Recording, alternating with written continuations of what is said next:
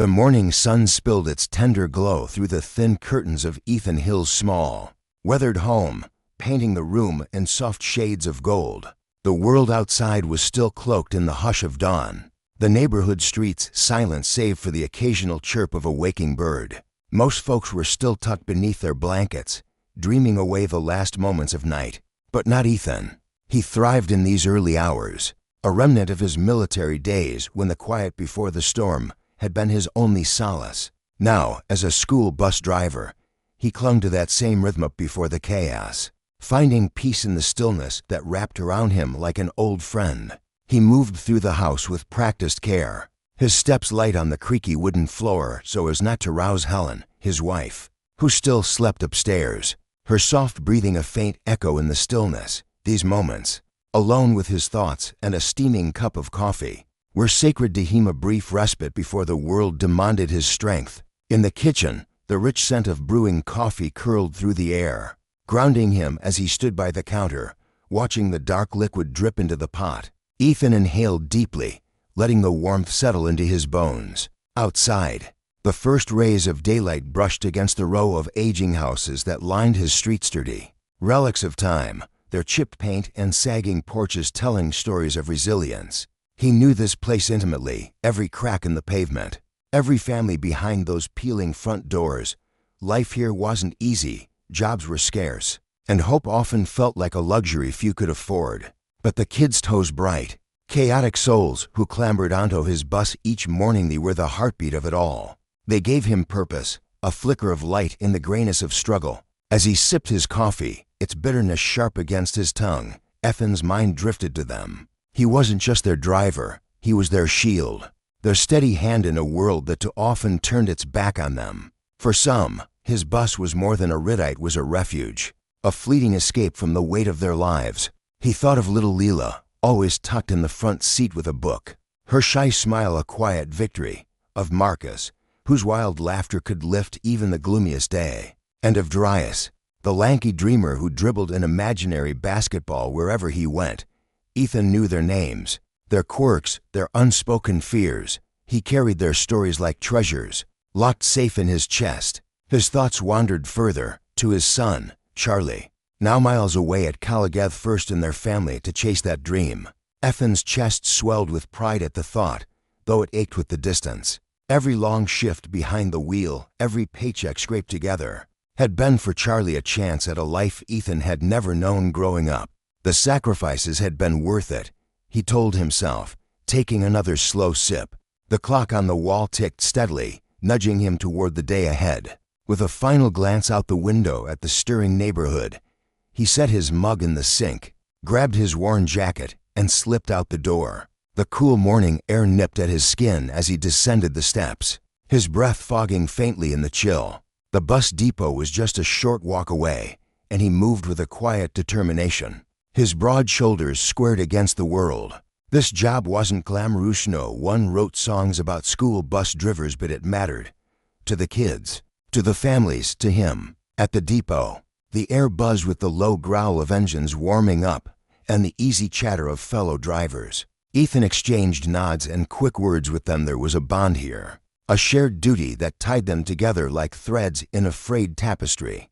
He approached his bus, running a calloused hand along its chipped yellow side, checking for dents or scratches from the day before. It was a small ritual, but it steadied him, gave him a sense of order in a life that could so easily spiral. Satisfied, he climbed aboard, settling into the driver's seat. The engine roared to life beneath him, its familiar rumble pulsing through his hands on the wheel, a steady beat that matched the rhythm of his heart. As he pulled out of the depot and onto his route, the streets stretched out before him, still draped in the soft haze of morning. The first kids piled on, their voices rising in a chorus of sleepy greetings and playful jabs.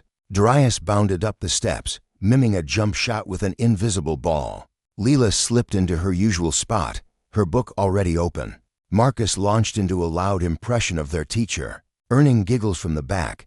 Ethan smiled to himself, letting their energy wash over him. This was his domain, a rolling sanctuary where, for a few precious minutes, they could just be kids. He let his mind drift to the weekend as the bus wound through the familiar streets. He'd planned to visit Charlie, maybe catch a game together, share a meal. It had been too long since he'd seen his son's lopsided grin, heard his voice unfiltered by a phone line. The thought warmed him, softening the edges of the day until something shifted. In the rearview mirror, a police car slid into view, trailing just behind the bus. Its lights were off, its pace unhurried, and at first, Ethan brushed it off. Patrols sometimes followed buses, keeping an eye on the morning rush. But as he turned onto the main road, the lights flared to life, red and blue slicing through the quiet. A sharp siren wail cut the air, and the bus fell silent. The kids' chatter died mid-sentence, their wide eyes darting to the windows. Ethan's hands tightened on the wheel, his pulse quickening. "I'm not sure what's happening," he said, forcing his voice to stay even, "but just stay seated." "Okay, everything's fine." The words felt hollow even to him. His stomach churned as he eased the bus to the roadside. The engines hum a soft undercurrent to the tension coiling inside him. The police car parked behind them, its flashing lights casting eerie shadows across the bus's interior. Two officers stepped out, their boots crunching on the gravel. Ethan's instinct screamed that this wasn't routine. There was no friendly wave, no casual glance. The taller officer, broad-shouldered and stern, strode forward, his face carved from stone. His uniform was crisp, almost a perfect, a stark contrast to the shorter, stockier man trailing him, whose eyes raked over the bus like a hawk hunting prey. Ethan rolled down the window, meeting the lead officer's gaze. "License and registration." The man barked, his voice a blade slicing through the air. Ethan nodded, swallowing the unease rising in his throat. "Sure," he said, reaching for his wallet with hands that felt suddenly numb. He handed over the papers, his fingers brushing the cold edge of the window frame. The officer snatched them without a word, flipping through them with deliberate slowness, his frown deepening. Ethan's chest tightened. He hadn't sped, hadn't broken a single rule. Why was this dragging on? He opened his mouth to ask, but the officer's eyes flicked up, hard and unyielding, silencing him before he could speak. The kids watched, their faces pressed to the windows, a mix of fear and confusion etched into their young features. Darius sat rigid, his fists clenched, the usual spark in his eyes replaced by something darker. Leela clutched her book tighter, her knuckles whitening, while Marcus's bravado faded into a rare, uneasy stillness. Ethan felt their stares like a weight on his shoulders. He wanted to shield them, to turn this into just another story they'd laugh about later. But the air was thick with something uglier, something he couldn't name yet. The second officer circled the bus, peering through the windows, his movements slow and deliberate. As if searching for an excuse, Ethan's mind raced. He'd faced scrutiny before his skin, his job. His very existence often drew eyes that judged before they saw, but this was different. This was public, raw, unfolding in front of the children he'd sworn to protect. Minutes stretched into an eternity as the tall officer grilled him with questions that made no sense. Where was he going? Why was he here? What was his business? Ethan answered calmly, though his voice trembled at the edges, each word a plea for reason. But reason seemed lost on these men. The shorter officer barked an order for Ethan to step out, his tone laced with a venom that made Ethan's blood run cold. He complied, stepping onto the gravel with legs that felt like lead, the kids' gasps echoing behind him. The officers loomed over him, their voices rising, accusations flying, claims of a suspicious vehicle, of erratic driving he knew weren't true. Humiliation burned in his chest as they patted him down, their hands rough and careless, all while the children watched, their sanctuary shattered. But then, a spark ignited. Darius, his jaw set with a fire Ethan had never seen, pulled out his phone. His fingers moved with purpose, recording the zenith officer's aggression, Ethan's quiet dignity, the flashing lights casting harsh shadows. "This ain't right," Darius muttered, his voice low but fierce, a tremor of defiance breaking through his fear. Leela, timid but resolute, joined him, her own phone trembling in her hands. Marcus, snapping out of his daze, started narrating into his device, his usual humor replaced by a raw, urgent edge. The kids fed off each other's courage, their whispers turning to a chorus of outrage. They didn't just watch, they acted, capturing every moment, every injustice. their small hands wielding a power the officers couldn't touch. By the time the officers let Ethan go, no ticket, no explanation. Just a curt dismissal. Video was already racing across the internet. The kids uploaded it, their shaky footage paired with captions that screamed for justice. Ethan climbed back onto the bus, his legs weak, his pride bruised but unbroken. He met Dryas's eyes in the mirror, seeing not just a boy but a force, a leader born in that moment. The story spread like wildfire, igniting the community, parents, neighbors, strangers who'd never met Ethan but felt his pain. Marches filled the streets, their chants a thunderous demand for accountability. Forums sprang up, voices rising in unison, refusing to let the system bury this. Ethan's ordeal became a beacon, a cry against the abuse of power that had festered too long. In the days that followed, Ethan sat with Helen, watching the news replay the footage, his heart a tangle of gratitude and grief. The kids had done more than save his dignity. They'd exposed a truth, forced the world to look at what justice should mean. The officers faced scrutiny, their actions dissected under a spotlight they couldn't escape. But for Ethan, the real lesson lay deeper. Power, unchecked, corrodes everything it touches. Courage, even from the smallest voices, can tear it down. The community didn't just seek justice, they claimed it, proving that solidarity isn't just strength, it's a reckoning. The morning sun had barely crested the horizon, casting a pale golden glow over the quiet suburban street, when Ethan felt the weight of the moment shift. He'd been behind the wheel of the yellow school bus, the familiar hum of the engine vibrating beneath him, when the sharp wail of a siren pierced the air. His hands tightened on the steering wheel, knuckles whitening as the flashing lights reflected in the side mirror. Before he could even process what was happening, a voice cut through the stillness, sharp and commanding. "Step out of the vehicle." Ethan's breath hitched, lodging somewhere deep in his throat. His mind stumbled over itself, searching for an explanation. This wasn't supposed to happen to him, not for something as mundane as driving a bus full of kids to school. The air inside the cab felt suddenly thick, pressing against his chest as he hesitated. His eyes darted to the rearview mirror, catching the wide-eyed stares of the children behind him. Their chatter had fallen silent, replaced by an uneasy stillness that made his stomach twist. He didn't want them to see him rattled, didn't want this moment to spiral into something uglier. But the officer's voice had left no room for negotiation, and a gnawing instinct told him this wasn't going to be a quick, routine exchange. Swallowing hard, Ethan forced his voice to steady. "Can I ask what this is about?" he said, the words trembling slightly despite his effort to keep them calm. His heart thudded against his ribs, a frantic rhythm he couldn't quiet.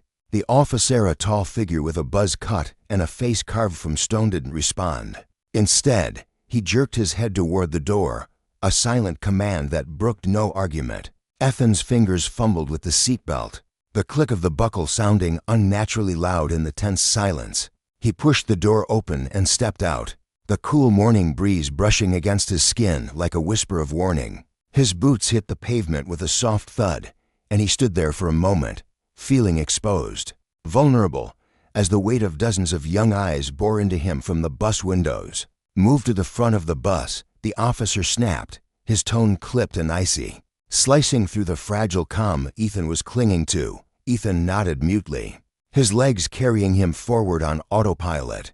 Each step felt heavier than the last, the gravel crunching beneath his soles as he walked toward the hood. His mind raced, a chaotic whirl of questions and fears. He hadn't been speeding, his speedometer had hovered safely below the limit. His license was clean, renewed just last month. He'd been driving this route for 15 years, a steady presence in the lives of these kids and their families. So why this?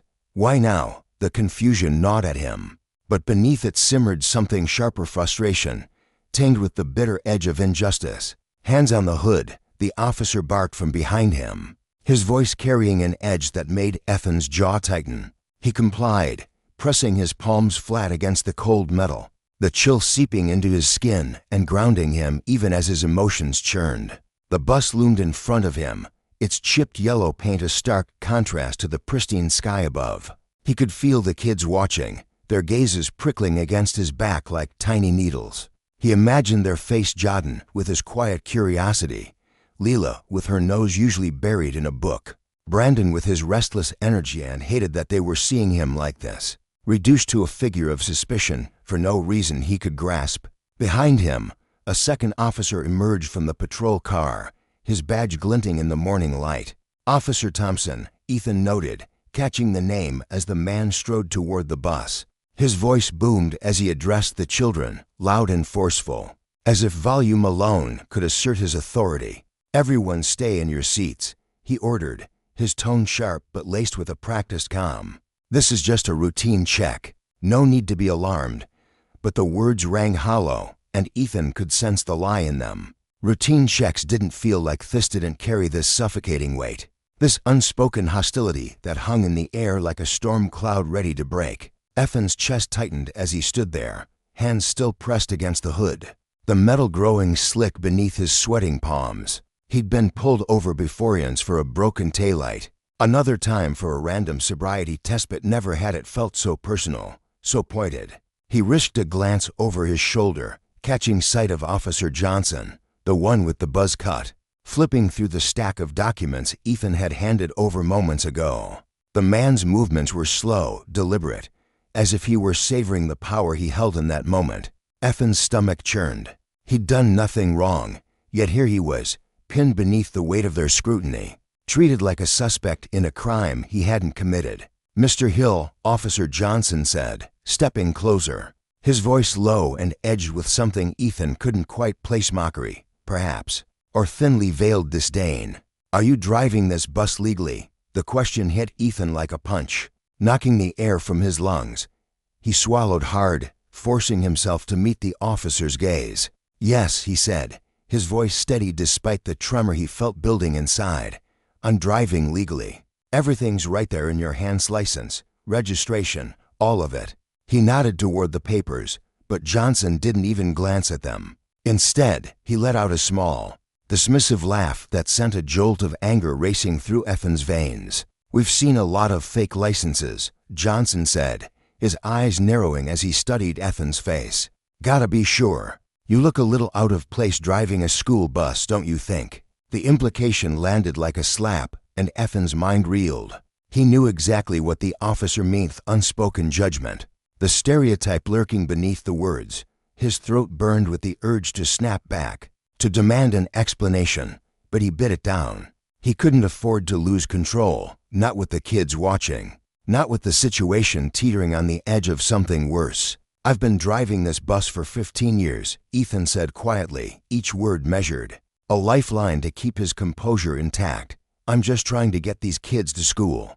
That's all I'm doing." His voice wavered slightly, betraying the storm of emotions roiling beneath the surface: anger, humiliation, fear. He hated that they could hear it, hated that the officers might take it as weakness. From the back of the bus, Officer Thompson's voice cut through the tension. "That's enough, Johnson," he said, his tone calmer, almost weary, as if he'd seen this play out too many times before. "Let's finish this up quick." But Johnson didn't budge. Instead, he prowled toward the rear of the bus, his eyes scanning the rows of children, as if searching for something to justify his suspicion. Ethan's heart sank deeper with every step the officer took. He could feel the kids' confusion, their fear radiating through the glass. He wanted to shield them from this, to turn back time and erase this moment from their memories. But he was powerless. Inside the bus, Darius, a lanky 8th grader with a quick smile and a sharp mindling toward his friend Marcus, his voice a hushed, urgent whisper. "They're treating him like a criminal for no reason," he said, his dark eyes wide with disbelief. "What's going on, man, mister? He doesn't deserve this." Marcus, smaller and quieter, fidgeted with the strap of his backpack, his brow furrowed. "I don't know," he muttered, glancing toward Ethan's rigid form at the front of the bus. "This is messed up." Ethan caught the sound of their voices and turned his head slightly, forcing a steady tone. "Stay calm, Darius," he called back, loud enough for the others to hear. "Everything's going to be fine. Just stay in your seats." But the words felt brittle in his mouth, a fragile promise he wasn't sure he could keep. The situation had already slipped beyond his control, spiraling into something he couldn't predict or contain. His hands remained pressed against the hood, his breaths coming in shallow bursts as he fought to hold himself together. The officers loomed behind him, their presence a constant pressure, a reminder that they held all the power here. Ethan's eyes flicked toward the front row of the bus, where Jaden sat, his usual calm replaced by a wide-eyed unease that made Ethan's chest ache. Beside him, Leela clutched her book, her fingers white-knuckled around the spine, her story forgotten in the face of this unfolding drama. And then there was Brandon, his phone raised once more, the tiny red light blinking as he captured every second of this indignity. "Stay in your seats," Ethan said again, his voice firm but laced with a quiet plea. "Everything's fine." He didn't believe it, and he doubted they did either. The air was thick with tension, a silent accusation that none of them could name, but all of them could feel. Officer Johnson was still thumbing through the paperwork, his movements slow and theatrical, as if he were putting on a show for an audience only he could see. Ethan's nerves frayed with every passing second, the injustice of it all clawing at him. He hadn't broken any laws, hadn't given them any reason to doubt him, yet here he was, humiliated in front of the kids he'd sworn to protect. Finally, Officer Thompson spoke again, his voice cutting through the haze. "Johnson, that's enough. Let's wrap this up." But Johnson wasn't done. He stepped toward the back of the bus, his gaze raking over the children with a scrutiny that made Ethan's blood run cold. "I'm just trying to figure out why this doesn't add up," he muttered, his voice dripping with suspicion.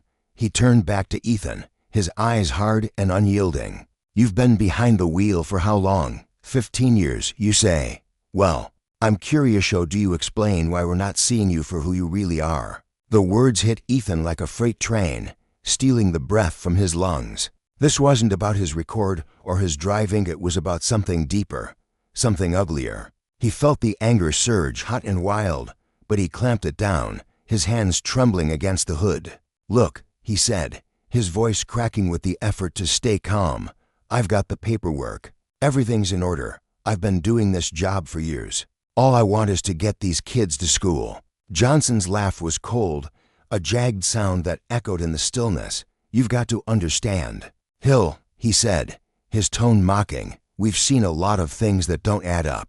Fake IDs, fake papers, we've seen it all."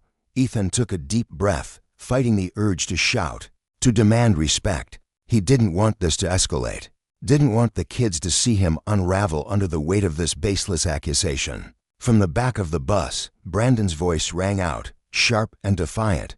"This ain't right, Mr. Hill," he shouted, standing up despite Ethan's earlier pleas. "They're treating you like a criminal for no reason."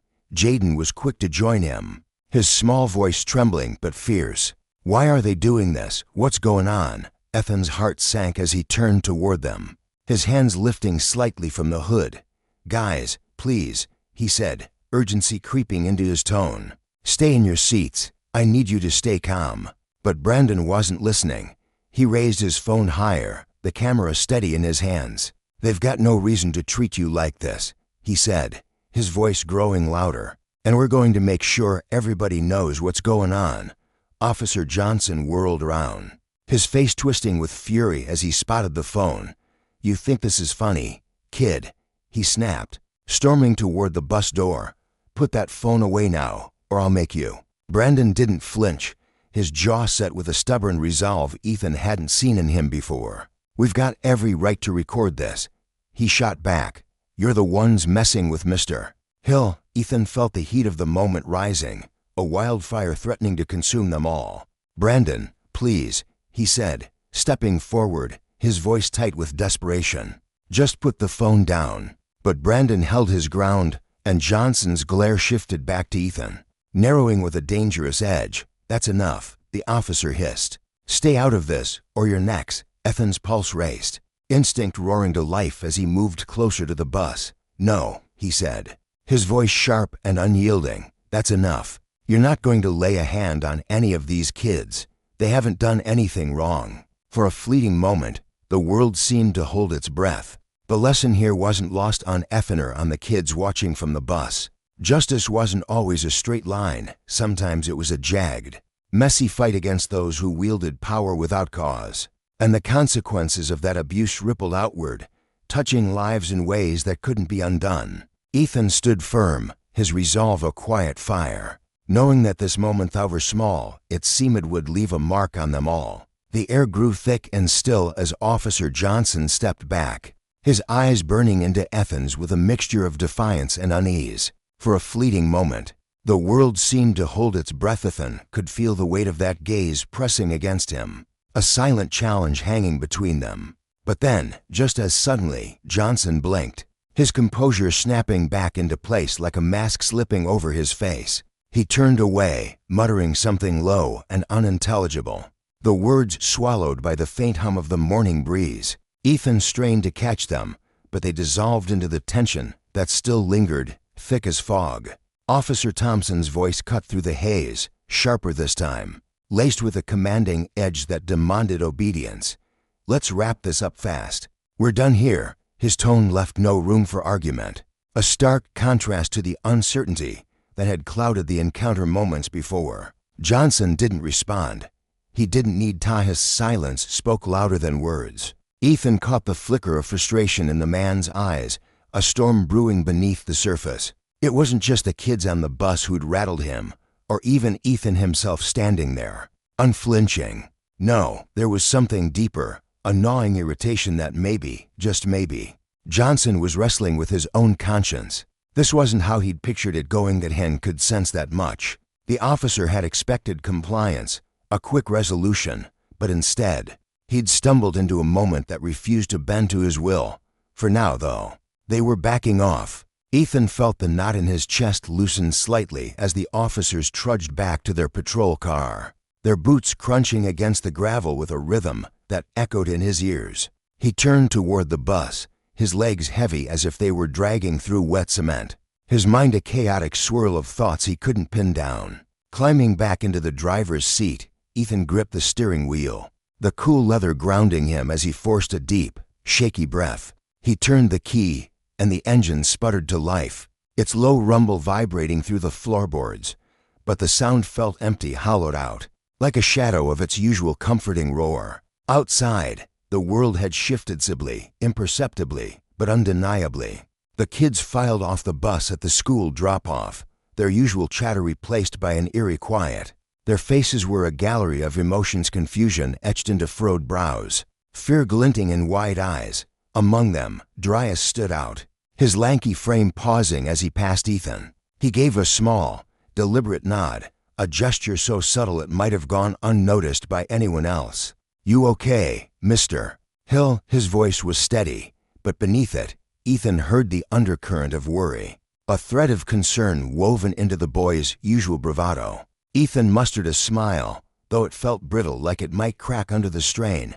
"I'm okay," he said, the words tasting like a half-truth on his tongue. Deep down, a quiet doubt gnawed at him. Wasn't sure he believed it himself. The ride to school that morning had been a stark departure from the norm.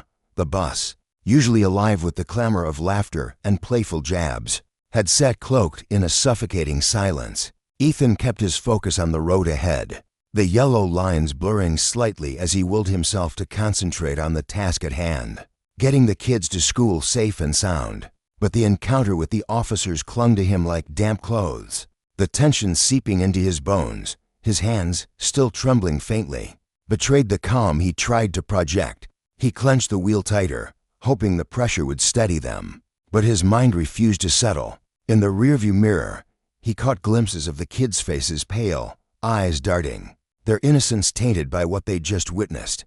Darius sat slumped at the back, his usual spark dimmed, replaced by a stillness that felt unnatural for a boy so full of life. Brandon, the chatterbox, who never parted from his phone, had tucked it away, his hands fidgeting in his lap instead.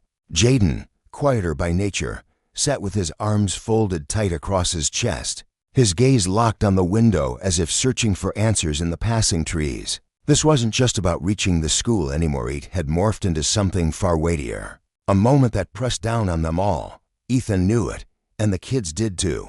He reached for the radio dial, desperate to drown out the oppressive quiet with anything: music, news, even static. But the crackling hiss that spilled from the speakers only mirrored the unease swirling inside the bus.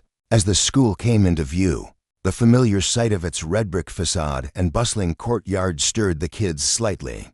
They shifted in their seats, gathering their bags, but the subdued air lingered. Ethan eased the bus into the parking lot, the tires crunching over loose gravel, and watched as the students disembarked one by one. Most moved in silence, heads down, still processing the morning's chaos. Darius lingered at the back, the last to step off. Before he did, he turned, his dark eyes meeting Ethan's with an intensity that caught him off guard. "You're not alone, Mr. Hill," he said, his voice steady but infused with a quiet strength that hadn't been there before. Ethan nodded, the gesture automatic, though he fumbled for a response. The weight of Darius's words settled over him. The kids had seen it all, heard the officers' barked commands, felt the injustice of it. And in that moment, Ethan realized this wasn't just his burden to carry. It was theirs too, a lesson seared into their young minds about power, fairness, and the consequences of wielding authority without care. As Darius disappeared into the school, Ethan stayed behind, slumping in the driver's seat. The empty bus stretched out before him, the rows of worn seats staring back like silent witnesses. He wasn't just their driver, was their shield, their steady presence, a figure they looked to when the world grew unsteady. He'd always been there for them, navigating icy roads and rowdy mornings with quiet resolve. But now they were standing by him, their loyalty a lifeline he hadn't known he'd needed until this moment. It warmed him, even as the chill of the encounter lingered. After a few minutes, he gathered himself and trudged toward the driver's lounge, the tension still coiled tight in his shoulders. He sank into a chair at a scratched wooden table, ignoring the buzz of his phone in his pocket. There was no point in checking it, not yet. The day had already soured beyond repair. But then it vibrated again, insistent, and he relented, pulling it out. A text from Helen, his wife, glowed on the screen. "Are you okay?" Her worry bled through the simple words, and a faint smile tugged at his lips. "I'm fine," he typed back, pausing before adding, "Just been a long morning." He set the phone down and gazed out the window, where the parking lot buzzed with the usual cowspices pulling in, kids darting toward the school, oblivious to the storm that had just swept through his world. Life marched on, relentless, but Ethan felt trapped in the echo of that single, shattering moment. Then the phone buzzed again, jolting him from his thoughts. This time, it wasn't Helen, it was a news alert. His stomach twisted as he tapped it open, dread pooling in his gut. The headline slammed into him like a fist. "School bus driver detained by police in front of students."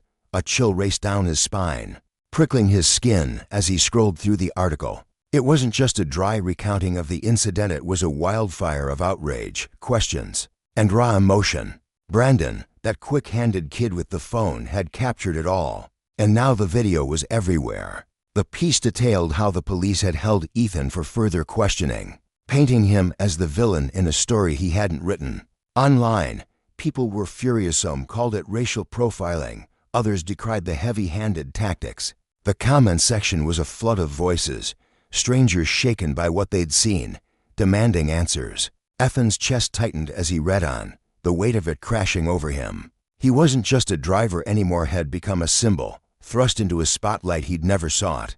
Justice, or the lack of it, had turned this fleeting clash into something monumental, a mirror held up to a system that too often flexed its power without restraint. The phone buzzed yet again, this time with a message from Helena linked to a social media post. It was Darius, his words stark against the screen. "Thought this was just another day on the bus." "Nah, not for us." Ethan's hands shook as he scrolled through the thread. The video was spreading like wildfire. Twitter, Facebook, Instagram, each platform amplifying the chorus of anger and solidarity. People shared their own stories, tales of brushes with authority that left scars, their voices rising in a collective roar. Strangers tagged him, thanking him for standing firm, demanding accountability for the officers involved. Ethan sat there, stunned, the magnitude of it sinking in. This wasn't what he'd wanted, not the attention, not the chowspit. It was happening, unstoppable as a freight train. Hours later, the principal called, his voice taut with strain. "Ethan, parents are calling in. They've seen the video. They're upset, some are furious. Others are heading here now. We need to talk." Ethan sighed, rubbing his temples. "I'll be there soon," he said, the dread deepening. The world had seen the truth, raw and unfiltered, and it wasn't letting go. He wasn't just a bus driver anymore, he was part of a reckoning, a fight for fairness that stretched far beyond him, fueled by the kids who'd watched it unfold, and the countless voices now echoing their call. Miles away, tucked into the bustling rhythm of college life, Charlie sat in his cramped dorm room, the glow of his laptop casting shadows across his face. He'd stumbled upon the video purely by chance, a shaky clip that had spread like wildfire across the internet. There on the screen was his father, Ethan, a man who'd always been a quiet, steady presence in his life, now transformed into an unwilling emblem of a struggle he hadn't chosen. Charlie's chest tightened as he watched, a storm of pride and unease swirling within him. His father hadn't asked for this spotlight, yet here he was, caught in its unrelenting glare. But then, Charlie remembered the words his dad had spoken years ago, simple, grounded advice about doing what's right, even when it's hard. Those words echoed in his mind now, steadying him like a lifeline. They reminded him that, despite the chaos unfolding online, Ethan had stood firm. He hadn't flinched, and that, Charlie thought with a flicker of a smile, was worth everything. Back home, the kitchen was warm with the scent of brewing coffee, but the air felt heavy as Helen stepped through the doorway, her brow furrowed, her eyes searching Ethan's face with a tenderness that carried an edge of worry. She'd been watching him closely these past few days, noticing the way his shoulders slumped a little more, the way his gaze lingered on nothing in particular. "How are you holding up?" she asked, her voice soft yet threaded with a quiet urgency, as if she feared he might unravel if she pressed too hard. Ethan glanced up from his phone, where endless notifications blinked like fireflies in the night. He forced a smile, the corners of his mouth twitching with the effort. "I'm fine," he said, though the words sounded hollow even to him. "Just trying to wrap my head around it all." He shook his head, letting out a small, shaky laugh that didn't quite reach his eyes. "One bus ride, that's all it was. I never thought it'd turn into this." His hand gestured vaguely toward the phone, a silent nod to the tidal wave of attention crashing over him. Helen's lips curved into a sympathetic smile as she slid into the chair beside him. The wooden frame creaking under her weight, she leaned closer, her presence a quiet anchor in the storm. "It's a lot to take in," she said, her tone gentle but firm. She hesitated, her gaze flickering to the glowing screen in his hand. "You've seen the comments, haven't you?" Ethan nodded, his fingers tightening around the device. "Yeah, some of them are out there wild stuff, but a lot of them," he paused, his voice softening as a flicker of wonder crossed his face. "A lot of them are from people who get it, people who know what happened, who see why it matters." Helen reached out, her hand resting lightly on his, her touch warm and steady. "There's so much support out there, Ethan, more than you realize. People want answers. They're angry, just like you are. But I know it's not easy, carrying all this." Her words hung between them, heavy with truth, and Ethan squeezed her hand in return, a silent thank you for the unwavering strength she offered when his own felt thin. "I don't know what's next," he admitted, his voice cracking just enough to betray the weight pressing down on him. "I didn't sign up for this kind of attention, but the kids, Darius, Brandon, Jad, and they were all there on that bus. They saw it all, Helen, and they're not letting it go quiet." His eyes met hers, a mix of exhaustion and awe shimmering in their depths. Helen nodded, her expression thoughtful, almost reverent. "They're standing with you," she said. "It's incredible to watch them step up like this. I never imagined it'd grow into something so big, but I'm proud of the man you." "I really am." Ethan swallowed hard, the lump in his throat rising as her words sank in. "I don't know if I can keep this up," he murmured, his voice trembling with doubt. "It's like the whole world's got their eyes on me, and I don't even know what they expect." Before Helen could respond, his phone buzzed again, a sharp jolt that snapped his attention back to the screen. His breath caught as he read the message, a new notification from Darius. "They're holding a rally outside the precinct. Some of us are going, including me. We're not letting this slide, Mr. Hill." Ethan sank back in his chair, his heart hammering against his ribs. Darius, the lanky kid who'd always sat near the front of his bus, cracking quiet jokes and keeping to himself, was now stepping into the fray. Ethan hadn't asked for this, hadn't wanted any of it, but the kids had taken the reins, turning a single moment of injustice into a roaring call for something greater. They were standing up not just for him, but for themselves, for anyone who'd ever been shoved aside or silenced. "You're not alone," Helen said softly, peering over his shoulder at the message, her voice a soothing balm against the chaos in his mind. Ethan nodded slowly, his thoughts racing as the reality settled in. A rally, a protest. It was happening right now, and the kids weren't backing down. Neither were the parents, nor the growing chorus of voices online. The public's outrage was swelling, a tide he could no longer ignore. And amidst the overwhelm, a strange warmth bloomed in his chest. Pride, raw and unshakable. These kids, his kids, were showing him what it meant to fight for justice, to hold power to account even when the odds felt insurmountable. By late afternoon, the streets outside the police precinct pulsed with life. A sea of bodies pressed together under the gray March sky. Signs bobbed above the crowd, their bold letters demanding justice, accountability, an end to the abuses that had sparked this fire. The air rang with chants, a steady rhythm of defiance that echoed off the brick buildings lining the block. Ethan's phone buzzed again, and he fumbled to open it, his eyes darting across the screen. Another message from Dryas. "Mr. Hill, we're here. We've got your back. Don't worry, they are gonna hear us." Ethan stepped toward his front door, the muffled hum of the TV drawing him in. He flipped it on, and there it was, live coverage of the swelling crowd. People of all ages stood shoulder to shoulder, some clutching homemade posters, others simply lending their voices to the cause. Parents he recognized from school pickups mingled with strangers, their faces etched with determination, and at the forefront, towering above the rest with a sign that screamed justice for Mr.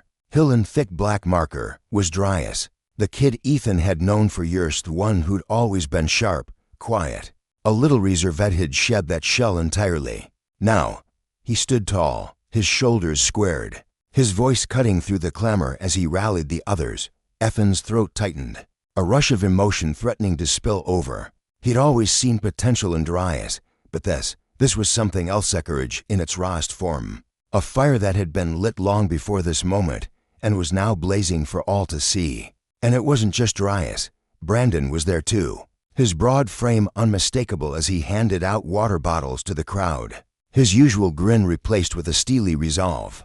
Jaden lingered nearby, quieter but no less fierce, his eyes scanning the scene as if daring anyone to challenge their right to be there. Even Tanya, the soft-spoken girl who'd once been too shy to raise her hand in class, stood among them, her voice joining the chorus. They weren't just kids anymore, they were a force, a movement.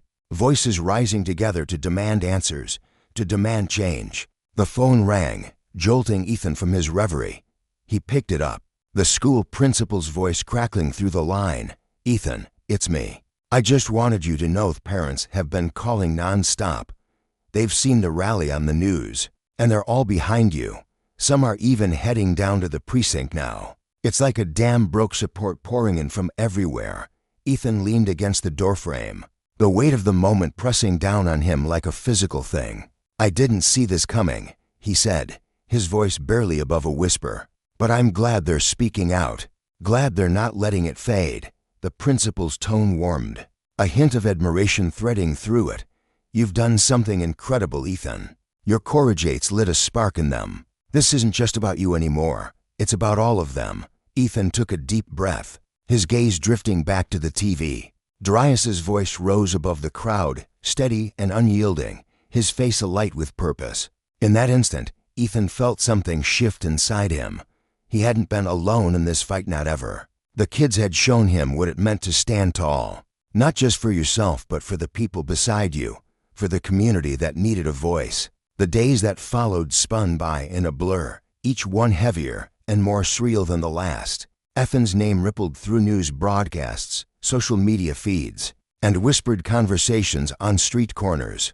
He'd never dreamed his life be a simple existence built around early mornings, and the hum of a school bus engine could become the heart of a public reckoning. It was overwhelming, the noise and the scrutiny threatening to swallow him whole. But through it all, one truth shone clear: the kids, the community, they were with him.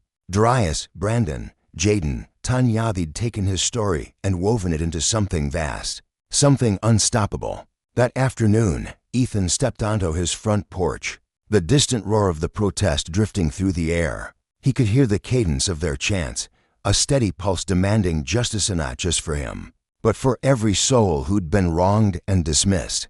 He'd never pictured this as his reality, never thought a single act of defiance could ripple out this far, but it had. His phone buzzed again, and he pulled it from his pocket with trembling hands. A text from Helen. "You need to see this." Attached was a link to a live feed. He tapped it, and the screen flared to life. Darius front and center, gripping a microphone as the crowd pressed in around him. His sign still hung high, its message bold and unyielding: justice for Mr. Hill. The camera zoomed in, capturing the fire in his eyes as he spoke. "We're not just here for one man," he declared, his voice cutting through the din with a clarity that sent shivers down Ethan's spine. "We're here for everyone who's ever been treated like they don't count. We're here because we believe in fairness, in respect, in justice." The crowd roared in response, a wave of sound that seemed to shake the earth. Brandon stood at Darius's side, his jaw set, pride radiating from him like heat. Jaden and Tanya flanked them, their faces glowing with the same fierce determination Ethan had seen flicker in their eyes years ago, back when they were just kids looking for a safe ride home. Ethan's breath hitched, his chest tight with a mix of awe and humility. This wasn't his fight alone anymore, it was theirs, too. The community had rallied, parents and strangers alike united by a shared hunger for accountability. Darius had become their voice, a beacon in the storm, and the others had risen with him. A knock at the door startled him, and he opened it to find Greg, a fellow bus driver with a booming laugh and a heart as big as his frame. Today, though, Greg's face was somber, his usual grin replaced by a furrowed brow. "You okay, man?"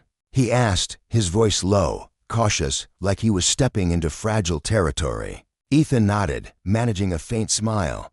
"Yeah, I'm good. Just trying to keep up." Greg stepped closer, clapping a heavy hand on Ethan's shoulder. "I saw the news. Those kids, they're something else. You've got a whole army out there, Ethan. We're all with you." The words landed like a lifeline, grounding Ethan in the midst of the whirlwind. As Greg's footsteps faded down the porch steps, Ethan turned back to the TV. The rally stretched on, a living testament to the power of standing together. He thought of Darius, of the quiet strength that had blossomed into this, a boy who'd once ducked his head in shy silence, now leading a charge for what was right. He thought of Helen, her steady hand in his, and of Charlie miles away, watching his father's story unfold. And he thought of the lesson woven through it all. Justice wasn't just a word, it was a force, a reckoning. When power was abused, when voices were silenced, there were consequences. The kids had taught him that, had shown him that the fight didn't end with one man's stand. It grew. It spread. It demanded to be heard. Ethan wasn't alone, and he never would be again. Ethan sat in the dim light of his kitchen, the faint hum of the refrigerator filling the silence as he stared at the untouched plate of food in front of him. The weight of the past few weeks pressed down on his shoulders like a storm cloud that refused to break. He could still hear the echoes of the rally outside his window, hundreds of voices rising together, chanting for justice, their words reverberating through the streets like a heartbeat. It had all started with him, a simple bus driver who'd seen too much and said enough. But now it was something far greater. The whole depot was buzzing about it, his co-workers exchanging hushed words of support between shifts, their eyes glinting with a mix of pride and disbelief.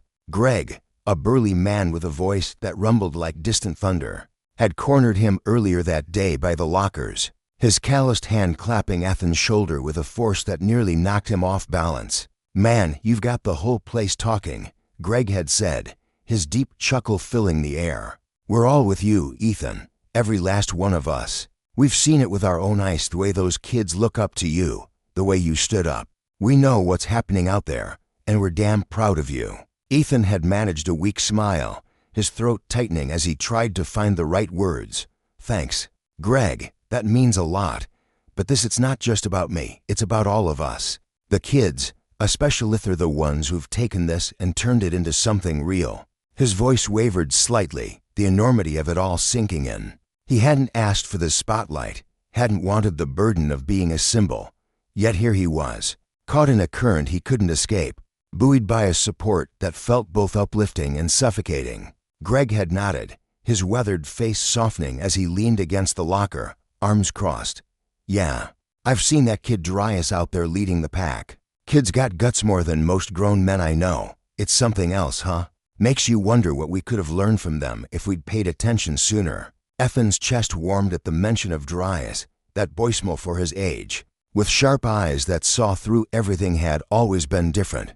Ethan remembered him sitting at the front of the bus every morning, quiet but observant, his backpack slung over one shoulder like it carried the weight of his dreams. Seeing him now, standing tall at the rally, his voice cutting through the chaos with a clarity that silenced the crowd, had stirred something deep in Ethan's soul.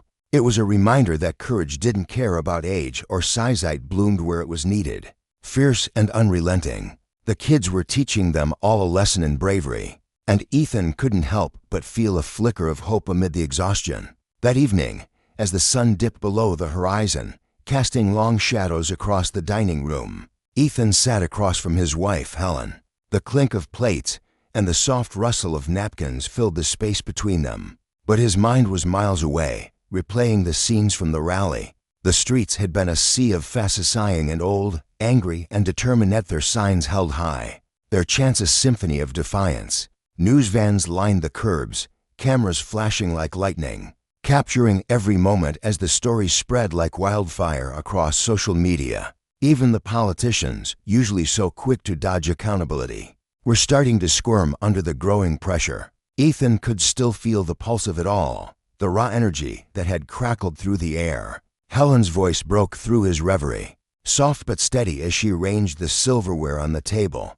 "I saw it too, the rally. The news coverage, it's everywhere now, Ethan. Your story, it's touching everyone." She paused, her hands stilling as she met his gaze, her eyes reflecting a quiet strength that anchored him. He nodded, running a hand through his hair, the chaos of his thoughts spilling out.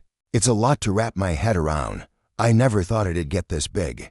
I just wanted people to see the truth, And now they are finally paying attention." His voice cracked slightly, the vulnerability slipping through despite his efforts to hold it together. He looked down at his plate, the food blurring as the weight of responsibility settled deeper into his bones. This wasn't just about what had happened to him anymore. It was about the community banding together, about fighting for a future where no one had to endure the same injustice. It was about justice itself, a fragile, precious thing that demanded protection. Helen reached across the table, her hand resting lightly on his. "They're not just seeing it, Ethan. They're standing with you, with all of us. This is bigger than you now, and that's a good thing." Her words were a lifeline, pulling him back from the edge of doubt. He looked up at her, and for a moment, the noise outside faded, leaving only the quiet resolve between them. As the distant sounds of the rally drifted through the open window, Ethan felt a shift inside himself. This fight had changed them all: kids who'd found their voices, the parents who'd joined the cause, the neighbors who'd stepped out of their comfort zones. They'd drawn a line in the sand, refusing to let their cries go unheard. And no matter what came next, they'd already claimed a victory, the power of their unity, the strength of their stand. It was a lesson in justice, raw and unyielding, a warning to those who abused their authority that consequences would follow. The days after the rally blurred into a whirlwind of emotion, pride swelling in Ethan's chest one moment, exhaustion dragging him down the next, and a gnawing uncertainty lurking beneath it all.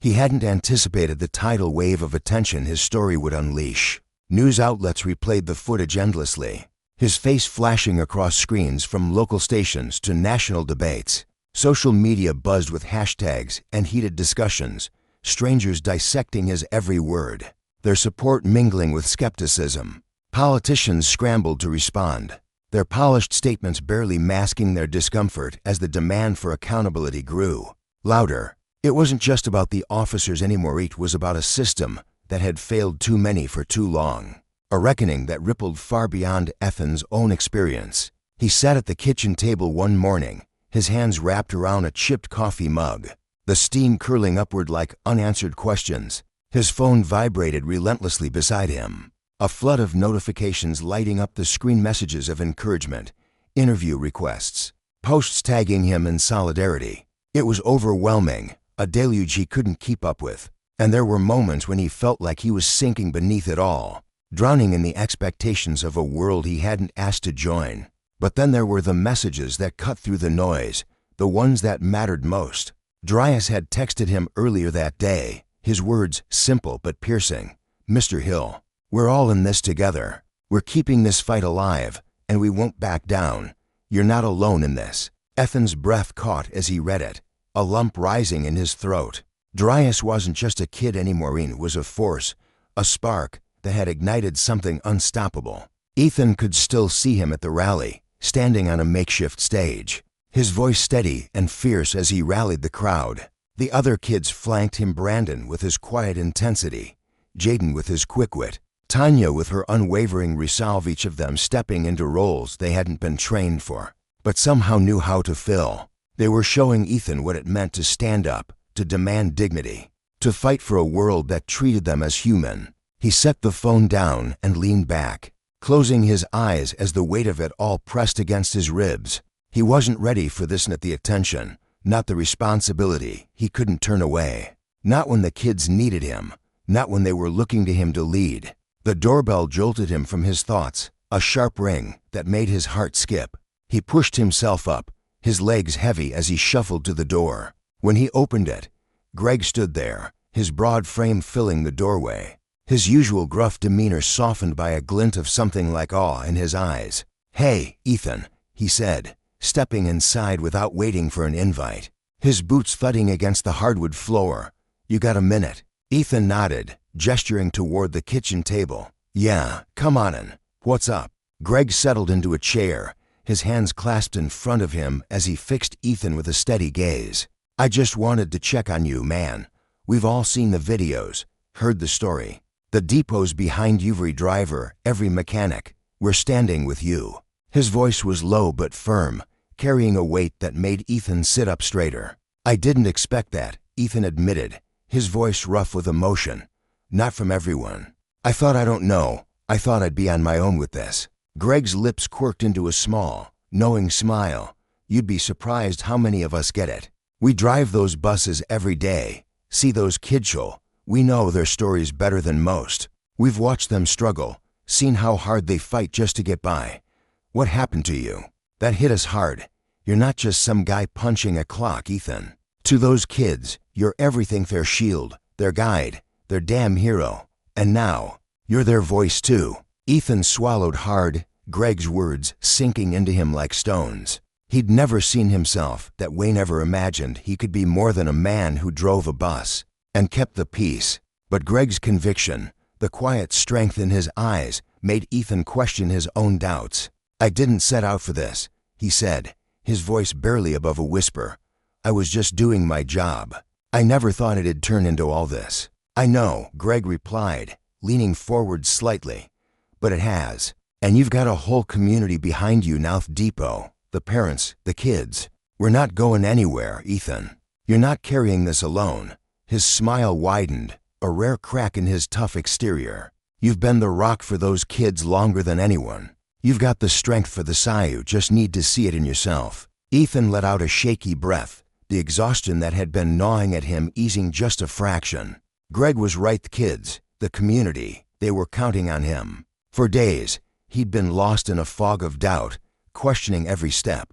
But now a spark of purpose flickered back to life. He couldn't walk away in it when they needed him, not when they'd shown him what it meant to fight. Later that afternoon, Dryas reached out again, this time with a request that made Ethan's stomach twist. The kids were organizing a town hall meeting, a chance for the community to gather, to share their stories, to plan the next steps in their fight for justice.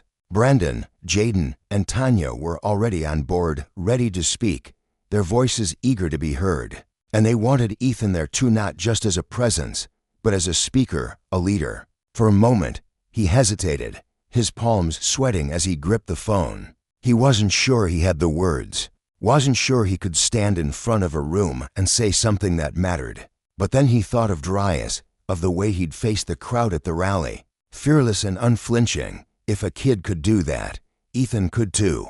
That evening, he made his way to the town hall, the air cool against his skin as he stepped inside. The room buzzed with energy, kids clustered together, their faces alight with determination. Parents murmuring among themselves, their eyes weary but resolute, neighbors and activists filling the seats, their presence a testament to the movement's reach. Darius spotted him first, breaking away from the group to meet him, his small frame practically vibrating with purpose. "Mr. Hill, you made it," he said, his voice steady despite the excitement in his eyes. "We need you up there with us." Ethan managed a nod, his throat tight as he followed Darius to the front. When he stepped up to the podium, the room quieted, all eyes turning to him. He took a deep breath, steadying himself as he gripped the edges of the stand. "Thank you for being here," he began, his voice low but firm, carrying a raw emotion he couldn't hide. "I never imagined I'd be standing here like this. Never thought a bus driver's story could matter this much. But I'm not just a bus driver anymore, I'm part of something bigger. We all are. This isn't about me, it's about us. About making sure no one else has to face what I did. About building a world where every kid, every person, gets the respect they deserve." The room erupted in applause, the sound crashing over him like a wave. He looked out at the sea of faced Darius beaming with pride, Brandon nodding solemnly, Tanya clapping with fierce energy.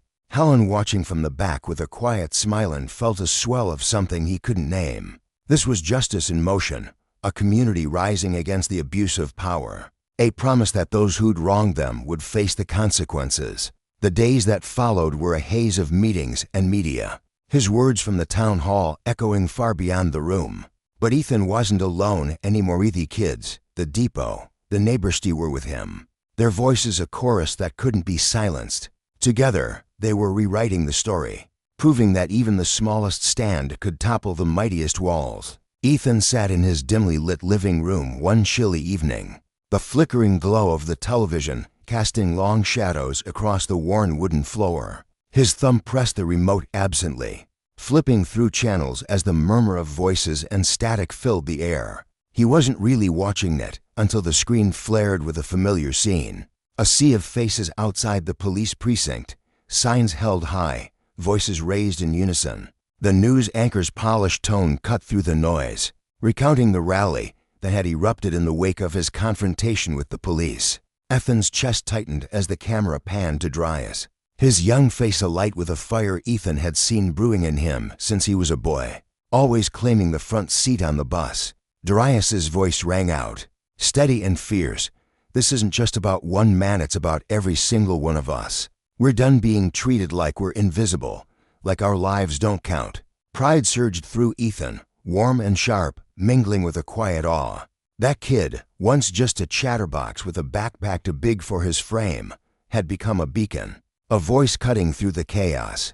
The community had rallied behind him. Behind the man, the momentum was swelling, a tide Ethan could feel pulling at his every step. But beneath that pride lingered a gnawing unease. Ethan knew the road ahead stretched long and treacherous. Justice wasn't a gift handed over lightly, it was a battle, and the system they were up against had roots sunk deep, unyielding as stone. The officers who'd stopped him that day, faces he could still see. When he closed his eyes, it faced so much as a reprimand. The media buzzed, the activists shouted, the community pressed forward. But it all felt like a storm battering a wall that refused to crack. One morning, as he sat at the kitchen table with Helen, the clink of her coffee mug against the saucer was the only sound breaking the silence. His phone buzzed on the table, a sharp jolt that made his heart stumble. The screen glowed with a name he hadn't expected, Officer Johnson. Ethan's fingers hovered over the phone, a tremor of hesitation running through him before he answered. "Hello, Mr. Hill," came the voice, clipped and formal, a tone Ethan remembered all too well from that day on the bus. He braced himself, unsure what this call could mean after weeks of silence. "I'm letting you know we're reviewing the incident. The department's looking into it. You'll hear something soon." The words landed like a stone in Ethan's gut, heavy and cold. He dared to hope for more, for accountability, for something real, but this was a dodge, a half-promise wrapped in vagueness. "So what does that mean?" he asked, forcing his voice to stay even. though his grip on the phone tightened. Are the officers being held accountable? A pause stretched out, thick with unspoken tension. Before Johnson replied, "We're conducting an internal review. The department's taking it seriously. You'll be notified when it's done." The line clicked dead, leaving Ethan staring at the blank screen, frustration boiling up like steam trapped in a kettle. An internal review. That was it. After everything, the humiliation, the fear, the way the community had risen up was left with nothing but bureaucratic smoke. His fists clenched, nails biting into his palms as he fought the urge to hurl the phone across the room. The doorbell's sharp chime cut through his spiraling thoughts. Ethan rose, shoving the anger down deep, and opened the door to find Darius standing there, his breath fogging in the crisp morning air. The boy's eyes burned with that familiar intensity, but today there was something else, a quiet, unshakable resolve that seemed to anchor him. "Hey, Mr. Hill," Darius said, his voice steady as bedrock. "Can we talk for a minute?" Ethan stepped aside, motioning him in, his mind racing with questions. Darius crossed the room with purpose, dropping onto the couch as though he'd been carrying a weight he needed to set down. "I just came from a meeting with some parents and activists," he began, leaning forward, elbows on his knees. "We're figuring out what's next to keep the pressure on. People are finally listening, and we can't let that slip away." Ethan nodded, the frustration still simmering in his chest, but now laced with a flicker of gratitude. "You've done more than I ever thought possible, Darius," he said, his voice rough with emotion. "I'm proud of all of you. You've taken this fight somewhere I couldn't have dreamed." Darius shook his head, a quick, dismissive gesture. "It's not just me. It's all of us kids, the families, everyone who's been stepped on like we don't matter. We've got to keep going." Ethan's gaze dropped to his hands, weathered and calloused from years behind the wheel, then lifted back to Darius. "But what if they don't listen? What if nothing changes?" Darius's eyes didn't waver, sharp and certain. "Then we keep pushing. We don't stop until we get what we deserve, till we get justice. This isn't just about you anymore, Mr. Hill. It's about everyone who's ever been through this." The words settled over Ethan like a mantle, heavy but grounding. The fight had outgrown him, spilling beyond that single day on the bus into something vaster, reckoning for a system that had crushed too many for too long. A soft knock interrupted the moment, and Helen stepped into the room, her face etched with worry, but lit with a spark of determination. In her hand was an envelope, its crisp edges stark against her trembling fingers. She handed it to Ethan without a word, and he tore it open, his pulse quickening as his eyes scanned the page. It was an official letter from the police department, typed in cold, clinical prose. They acknowledged the incident, promised improved practices, but the officers' names were absent, no hint of discipline, no whisper of consequence. Ethan's shoulders sagged, the paper crumpling slightly in his grip. "They're still covering their tracks," Helen said, her voice low but edged with steel as she read the defeat in his face. "This isn't over, though. We're not backing down." He nodded slowly, her resolve bolstering his own. The kids, the community, everyone who'd stood with him, they were counting on this fight. And he couldn't let it end here, not when the stakes had grown so immense. The weeks that followed pressed down on Ethan like a storm that wouldn't break. Phone calls rang out at all arse reporters, supporters, strangers with opinions blurring into a relentless hum. Outside, the protests swelled, voices echoing through the streets, while the TV flickered with coverage that never seemed to tire. Each day dragged him deeper into the fray, a wave crashing over him again and again, leaving no room to breathe. The community's support was a lifeline, a roar of solidarity that drowned out the silence from the police. But it couldn't quiet the restless ache in his gut. Things weren't moving fast enough. The system stood stubbornly still, a monolith unmoved by their cries. One afternoon, he sat on the porch, the cold boards creaking beneath him, staring at his phone as messages poured in. Darius had sent a link to an article, and Ethan tapped it open, his eyes narrowing at the headline. Local school bus driver's story sparks nationwide. Movementable is still silent. The piece chronicled the protests now rippling across cities, a chorus of voices demanding change. But buried in the text was a truth that twisted his stomach. The department hadn't uttered a word about the officers. It was as if they were waiting for the fire to burn itself out, betting on the public's exhaustion. Ethan scrolled through the commensum fierce with support, others dismissing it all as noise, claiming the officers were just doing their duty. His jaw tightened, anger flaring anew.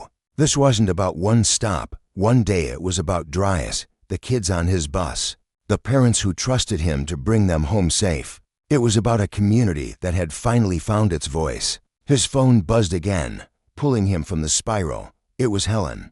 "Can you come inside? The principal just called." Ethan stood, his legs stiff from the cold, and trudged into the house, the weight of the moment settling on his shoulders like a yoke. Helen sat at the kitchen table, her face drawn tight with concern. "What's going on?" he asked, easing into the chair beside her. She hesitated, her fingers tracing the rim of her mug. "The principal said the parents want a meeting to talk about what's next, but there's more. The school board's pushing for a public forum next week. They want you to speak, to tell everyone what's happened. The kids, the community that are behind it." But her voice faltered, her eyes searching his. "I don't know if you're ready for this." Ethan's throat closed around a lump he couldn't swallow. He'd never craved the spotlight, never wanted to be the one holding the megaphone. But the stakes loomed large. Those kids with their bright eyes and boundless futures, the families who'd rallied behind him, the whole community hanging on this thread of hope. "I don't know if I can do this," he admitted, his voice barely above a whisper. "I've been facing cameras for weeks, but every time I open my mouth, it feels like I'm falling short, like I'm not saying enough." Helen reached for his hand, her touch warm and steady. "You don't have to have all the answers, Ethan.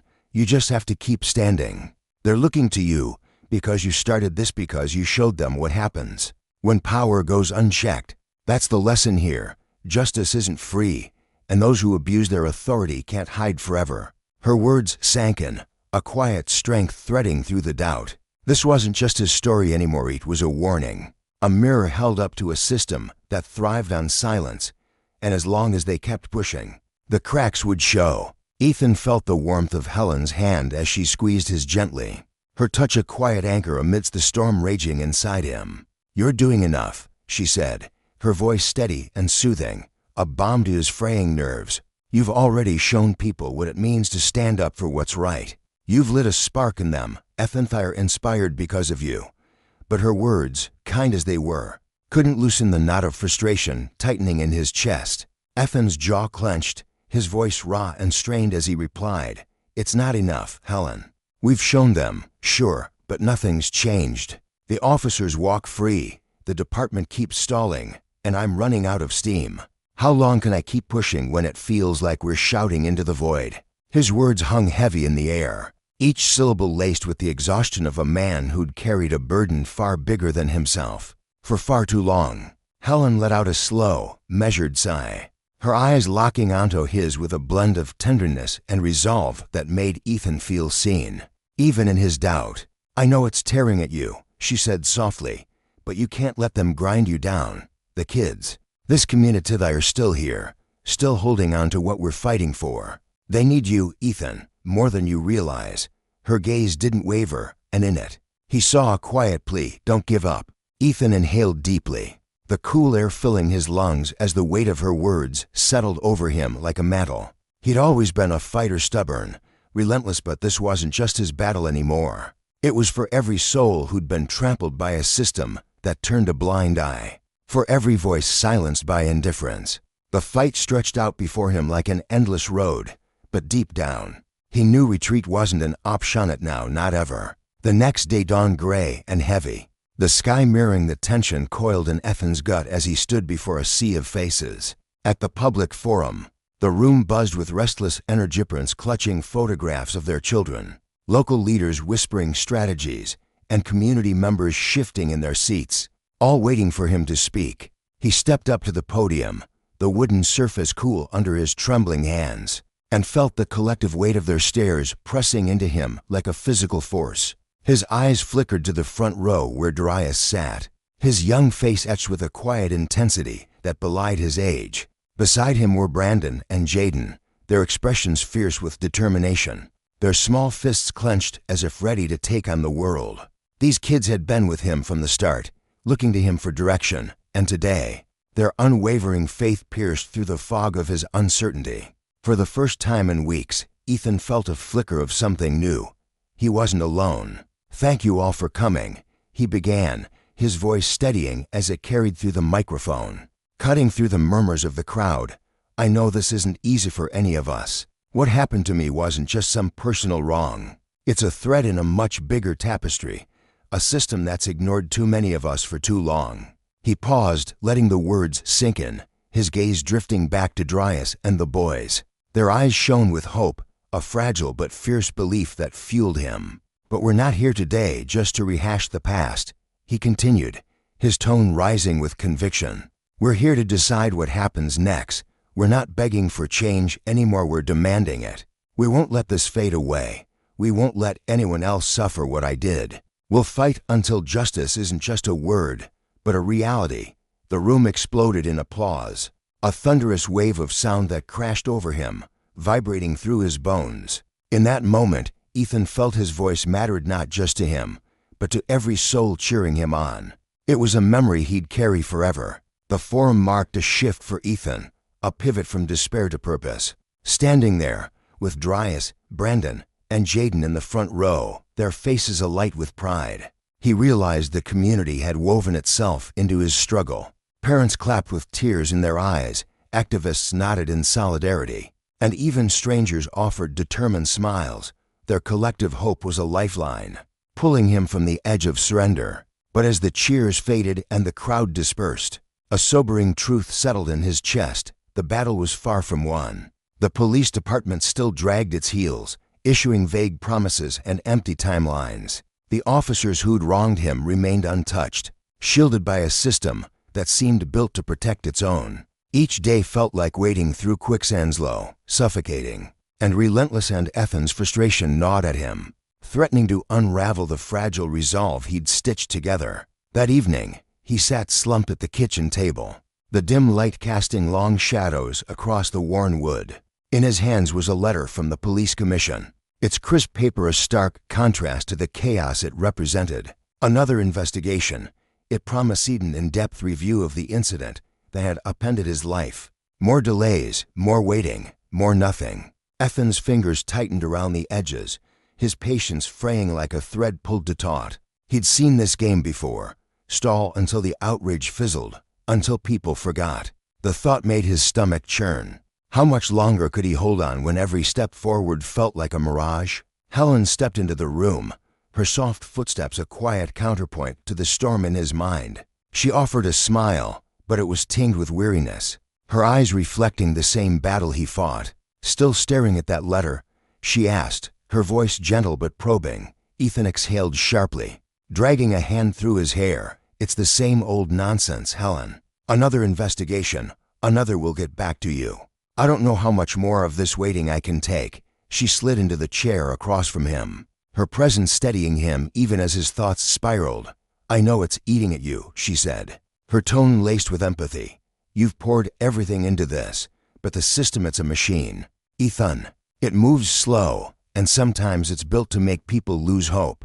His gaze drifted to the window, where the last rays of sunlight bled into the horizon, painting the yard in hues of gold and shadow. The stillness outside mocked the turmoil within him, a world untouched by the chaos that defined his days.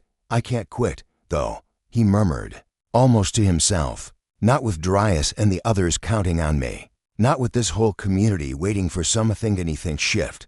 Helen leaned forward, her voice soft but infused with a quiet steel. "You're not in this alone, Ethan. I know you feel like it's all on you, but look around. The kids, the parents, the people out there, they're not just watching, they're fighting with you. You've got an army behind you, whether you see it or not." Her words sank into him, heavy with truth. He'd been so fixated on the roadblocks, stalled investigations, the unpunished officers, that he'd nearly missed what was right in front of him. The community wasn't just a backdrop, they were players in this drama, their voices amplifying his own. "Maybe it's not about waiting for them anymore," he said slowly, a spark igniting in his chest. "Maybe it's time we take the reins ourselves." Helen's eyes lit up, a nod sealing her agreement. "Exactly. You've already done the impossible. You stood up when no one else would. Now it's about keeping that fire alive, pushing harder, showing them we won't back down until justice is real. Ethan rose from the table, the letter still clutched in his hand. Its words now a challenge rather than a defeat. I think it's time we make a stand, a real one.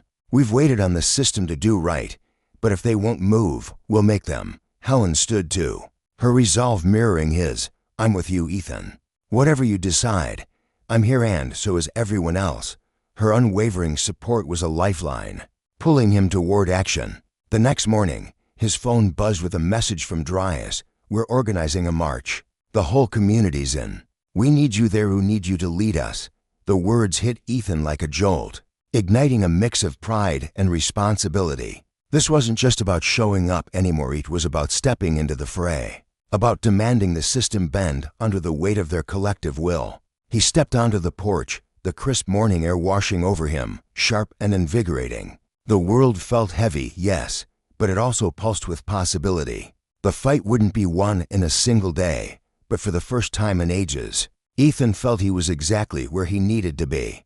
He turned to Helen, who stood in the doorway, her eyes steady on him. It's time, he said, his voice firm with purpose. We take this to the streets. When the morning of the march arrived, the air crackled with anticipation. From his front porch, Ethan watched as the crowd swelled in the distance, parents with strollers, teachers with handwritten signs, students chanting slogans they'd scrawled late into the night. Strangers mingled with familiar faces, drawn by whispers of a movement too loud to ignore. Dryas, Brandon, and Jaden stood among them, no longer just the kids from his bus route, but torchbearers of a cause that had outgrown its origins. Their faces glowed with a fierce pride, their shoulders squared as if they'd aged years in mere months. Ethan's heart thundered in his chest, a cocktail of nerves and exhilaration swirling within him. This was the moment he'd both dreaded and craved, the point where the fight became bigger than him, a tide he could only hope to steer. Helen joined him outside, her expression a mirror of his own determination. You ready for this? She asked, her hand resting lightly on his arm. He nodded, a quiet certainty settling over him. We have to do this for them, for everyone who's ever been made to feel like they don't count. Her smile was small but fierce, a silent vow. Then let's make sure they hear us. The march began with a rhythm all its own, drums pounding like a heartbeat, voices rising in a chorus of defiance. They moved through the streets as one, a river of bodies demanding to be seen, their chants echoing off brick walls and storefronts. Justice now. No more silence. Ethan walked at the forefront, his steps firm despite the weight pressing down on him. Beside him, Dryas gripped a megaphone, his voice cutting through the clamor with a clarity that belied his youth. Brandon and Jaden flanked him, their eyes blazing with a fire Ethan recognized as the same fire that had driven him to this point. They weren't just kids anymore, they were warriors, forged in the crucible of a cause that had become their own. As they approached the police precinct, the air thickened with tension. Officers lined the steps, their faces impassive, their hands resting on belts bristling with authority. Ethan's pulse quickened, but this time, it wasn't about fear or confrontation alone. It was about presence, about forcing the system to reckon with the people it had ignored. The crowd halted, their voices swelling into a unified roar, a sound that shook the ground beneath their feet.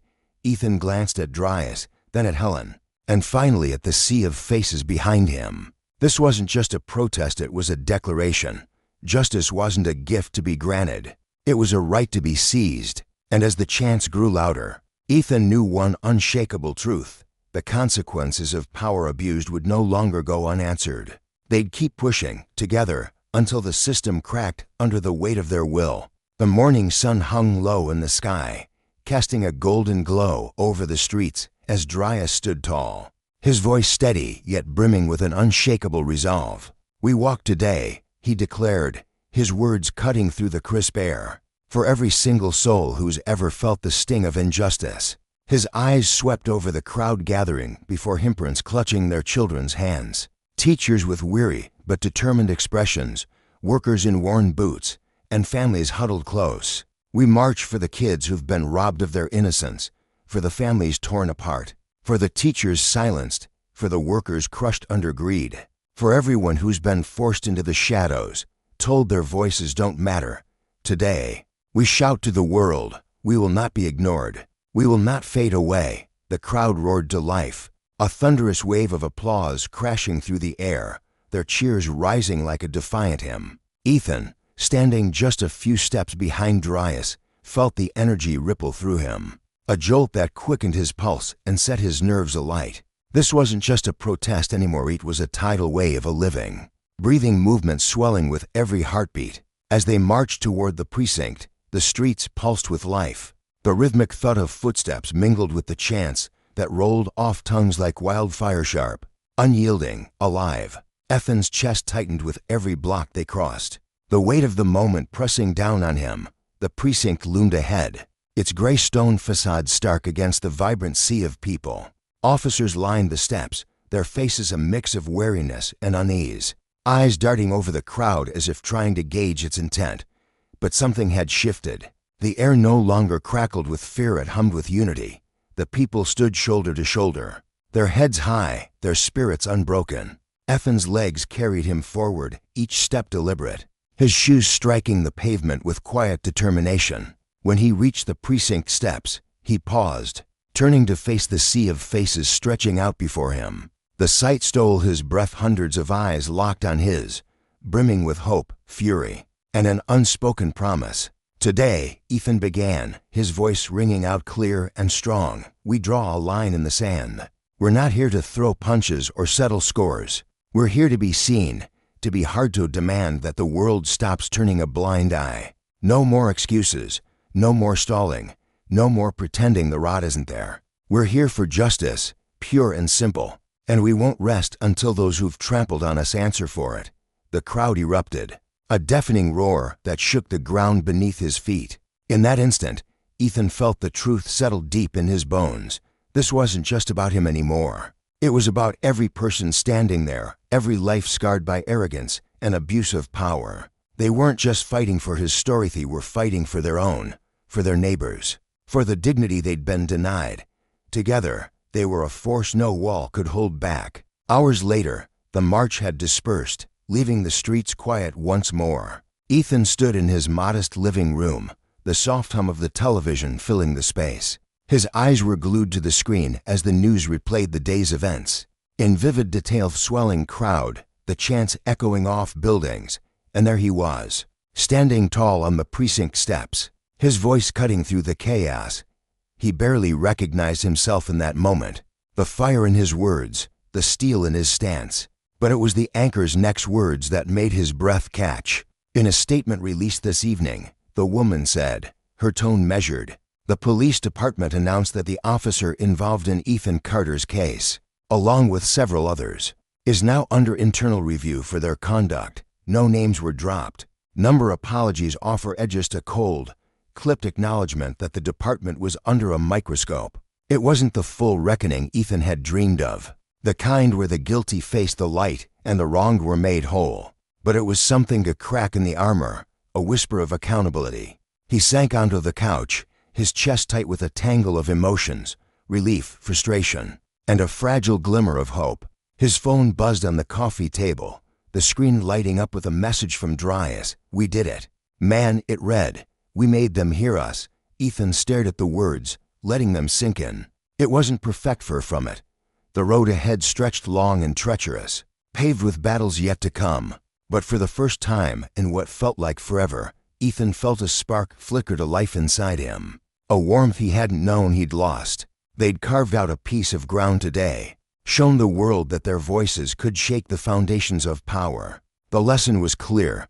Justice wasn't handed down from on high, it was forged in the sweat and resolve of those who refused to bow. And the cost of unchecked power, it was written in the faces of the crowd, in the scars they carried, in the lives upended by those who thought they were untouchable. Helen slipped into the room, her footsteps soft against the hardwood floor.